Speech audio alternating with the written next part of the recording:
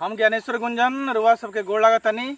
रुआ समाज में फिर हम हाजिर बानी एगो गीत लेके, जौन गीत पूर्वा भोजपुरी मंच के द्वारा जौन प्रतियोगिता का आयोजन भइल बा ओकरे खातिर हम ई समर्पित करतानी कि ढेर पढ़े बाबू होशियार हो गईल, ढेर पढ़े बाबू होशियार हो गईल, टुकी टुकी अंगना दुआर हो गईल।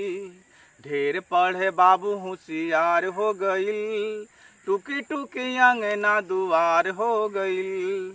रोज लकुराध में समैया बितावे, अब बापू के कमाई दोनों हाथ से लुटावे। बाबूजी के सपना बेकार हो गईल, टुकी टुकी अंगना दुआर हो गईल। ढेर पढ़े बाबू होशियार हो गईल, टुकी टुकी अंगना दुआर हो गईल। भइले से आन उधयान कहाँ दी है, शहर के कगरी मकाने गोली है।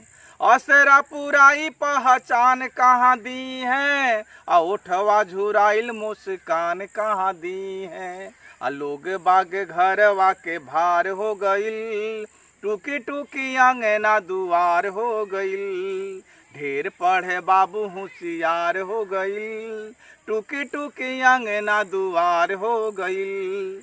अजब गढ़ाइल बाटे दुनिया के नाता, अब बेटवा के नाम से ही बपवो चिन्हाता। माई के जियारा में भारी अफसोस बा, कहवा से आइल कुल्ही बेटवा में दोष बा। हियारा में घौआ हजार हो गईल, टुकी टुकी अंगना दुआर हो गईल। ढेर पढ़े बाबू होशियार हो गईल, टुकी टुकी अंगना दुआर हो गईल। घाऊ माऊ घरवा में रोवे महतारी, सुनसान भइल बाटे अंगना दुआरी। बेटियों बहिन ससुराल चली गईली, अब बचली पतोह मुँह जोर ओहो भैली। फगुनिया जोरिया अन्हार हो गईल, टुकी टुकी अंगना दुआर हो गईल। ढेर पढ़े बाबू होशियार हो गईल, टुकी टुकी अंगना दुआर हो गईल। बेटा के पढ़ौले में बाप गरीबैले, सुसुकते मने बाटे सासू बियैले। बेटा के पढ़ौले में बाप गरीबैले, सुसुकते मने बाटे सासू बियैले। बरसेला मेघ तब चुएला दलानी, निनिया मुहाल करे टूटही पलानी।